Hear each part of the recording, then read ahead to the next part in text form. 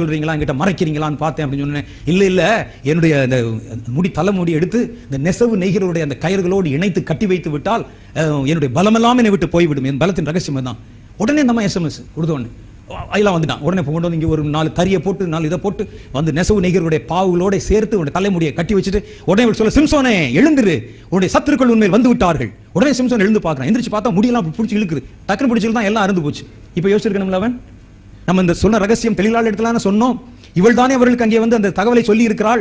நாம முதல் முறை இப்படி செய்தால், 2வது முறை இப்படி செய்திருக்கிறாள். இவரிடத்தில் கவனமா இருக்கணும்ல, கவனமா இல்ல. இது நான் வேற யார்ட்டையும் சொல்லலையே. எப்படி இவ்வளவு பெரிய நெசவு நெய்கிற பெரிய பெரிய தறிகளை கொண்டு வந்து யார் வைத்தது இங்கே? அப்ப இவதான காரணம். என் பலவீனம் அதுதான். ஒரு பெண் வந்து கேட்டால், இவள் வந்து நயந்து பேசினால் என்னால் ரகசியத்தை அடக்கி வைக்க முடியாது, சொல்லிடுவேன் அப்படின்னு சொன்னா நீ என்ன செய்யணும்? அந்த சகவாசத்தை கட் பண்ணணும். உன்னுடைய பலவீனம் என்ன இருக்கிறோ பலவீனம் உள்ள இடத்துக்குள்ள நீ போகக்கூடாது. பலவீனம் இதுதான் என்று தெரிந்து விட்டால் ரொம்ப விழிப்பா இருக்கணும் அந்த காரியத்துல.